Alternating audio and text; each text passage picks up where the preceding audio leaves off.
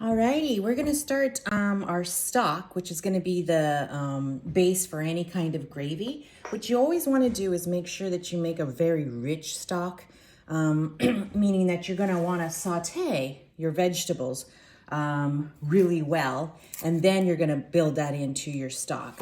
So I'm just going to cut my onions. These we're not gonna eat. It's just, all the flavor is just gonna go into the stock. So I'm just gonna wild, just kind of zakurito. Go wild, cut the onions like so. I had a couple of onions in the fridge that have been in there, just scraps, kind of like say, leftovers. I'm just gonna cut my carrots. Again, don't have to worry about presentation. This is all gonna go just into the flavor and not so much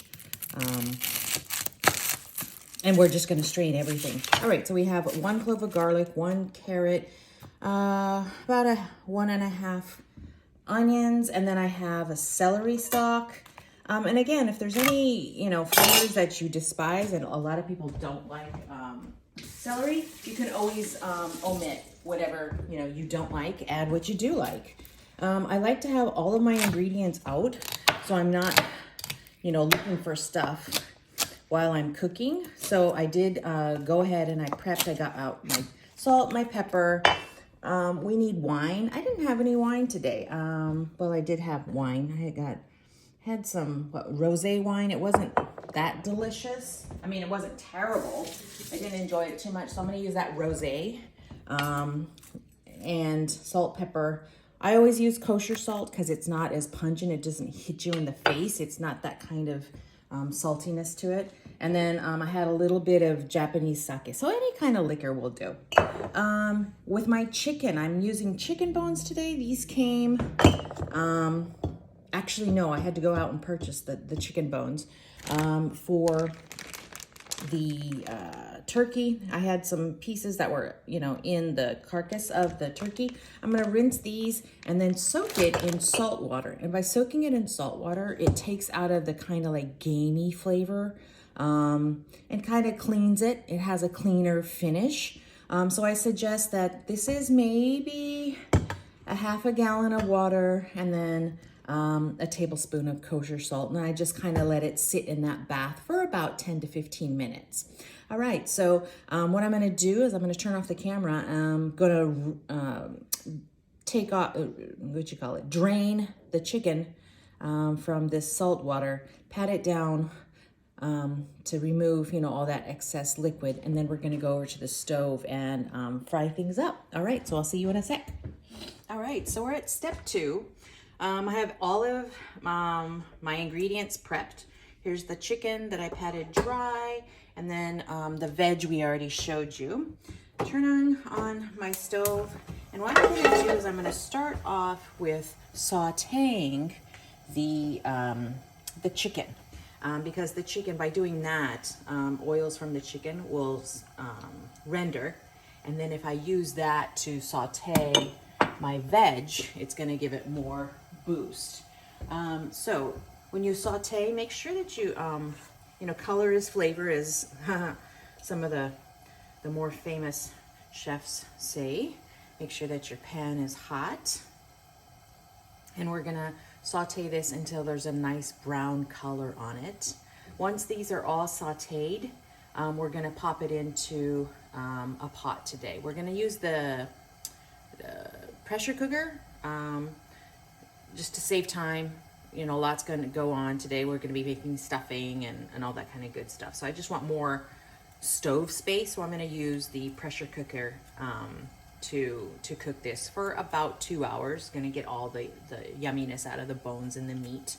If you don't have a pressure cooker, or if you just want to take it slow, you can do it stovetop. And I would just cook it for about maybe 4 hours, and then just constantly adding water because your water is going to evaporate.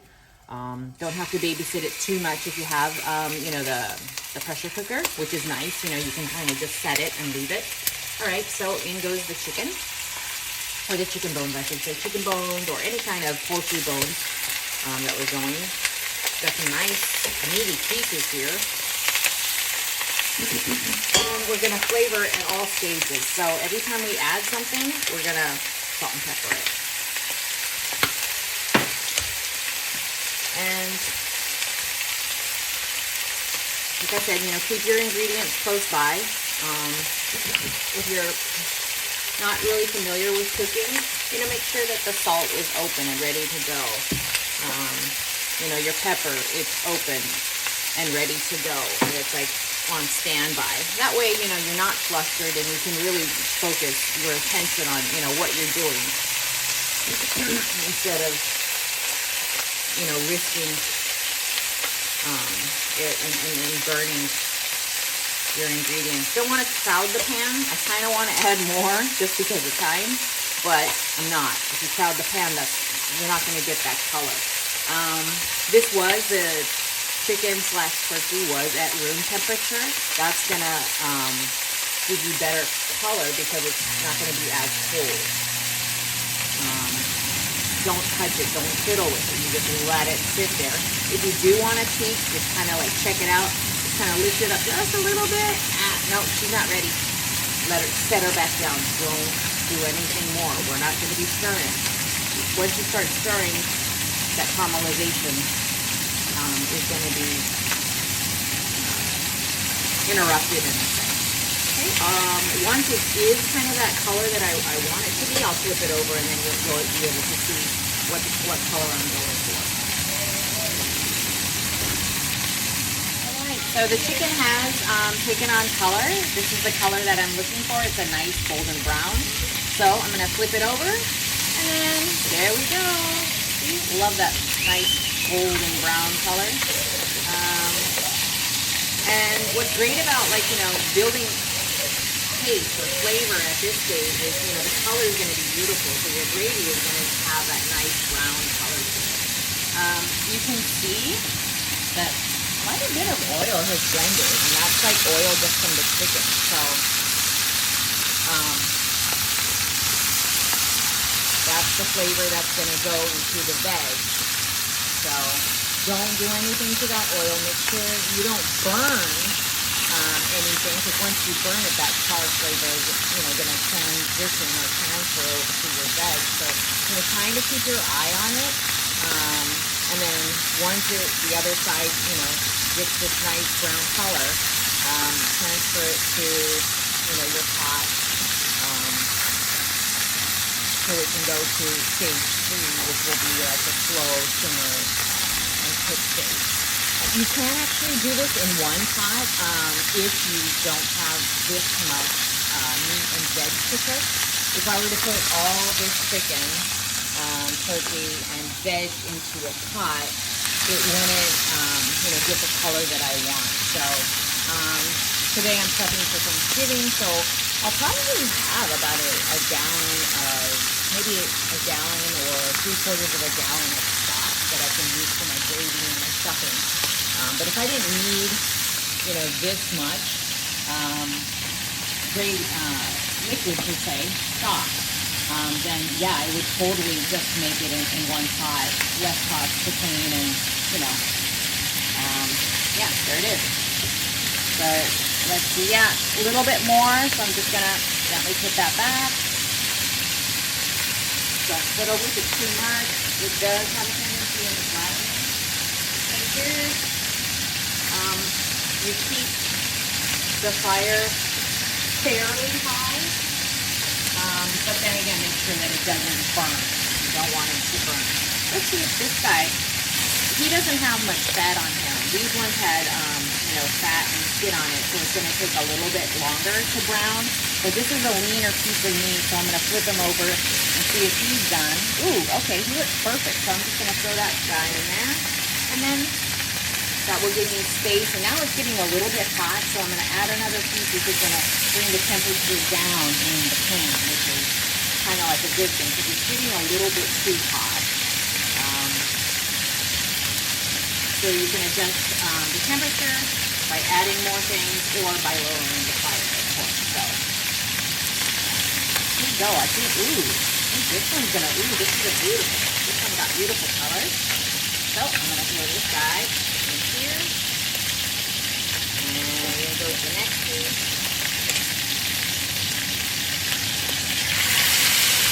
And Salt and pepper, always salt and pepper.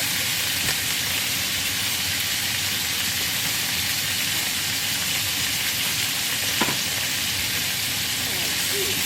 Okay, this is done, so I'm gonna throw them over here. Now, it's getting a little too hot. And hey, guess what? I got space, so I'm gonna add my onions first. Maybe half the carrots, because again, I don't want to overcrowd it and bring the temperature down too much. Salt and pepper.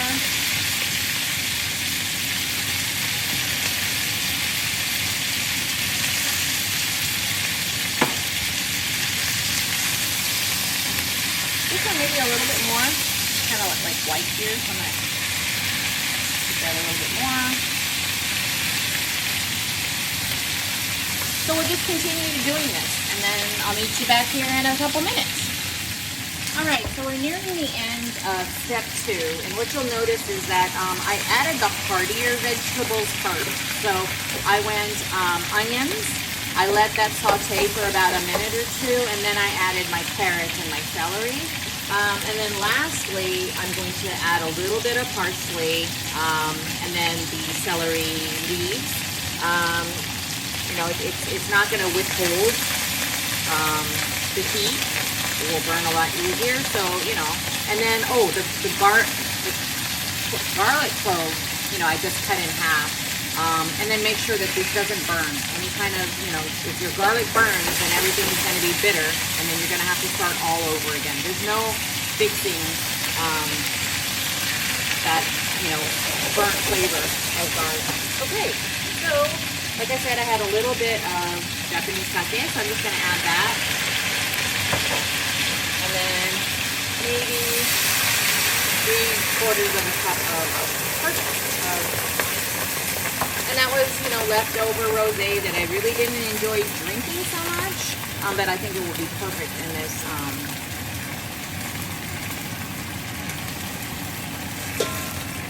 this stock. Okay, so we're deglazing it. All the juices and all the yumminess that was at the bottom of the pan, we're just kind of loosening that up. It's called deglaze. Kind of shuffling things around so we can get all that yumminess out. And then just to save on time, instead of adding cold water to build my stock, I'm going to use boiling water. But anyhow, okay, so here is step number, the very, very end of number 2. So all this goes into my magic pot. Okay, so we're at step 3 of our stock building prep. All of my meat and veg is inside. You can see that's quite a bit, yeah. So I'm gonna fill this up with boiling water. Follow the directions on your pressure cooker if you are gonna be using the pressure cooker. If not, you can just use, you know, a huge pot to make this at home. So here, I'm gonna save on time, like I said, adding boiling water just so it like fills the top. That's what my directions say. And it shouldn't be more than like 3/4 of the pot. So I'm gonna put this on high and cook it for 2 hours. If for some reason there wasn't enough flavor, at the end of the game you can add a little bit of, you know, instant chicken broth, or we have dashi at home, so you could add that if you wanted to. But we'll taste the stock when it's done and then, you know, adjust some of the flavors then. We did salt all the veg and all the chicken, so we should be spot on with all this meat on the chicken and all the chicken bones. I think we're pretty good.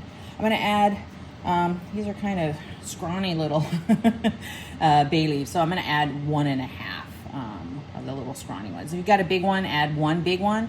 Be careful with your bay leaf, because if you add too much, it gets really bitter and not enjoyable at all. All right, so I will see you at step 4 after I have cooked this for 2 hours. All right, see you later.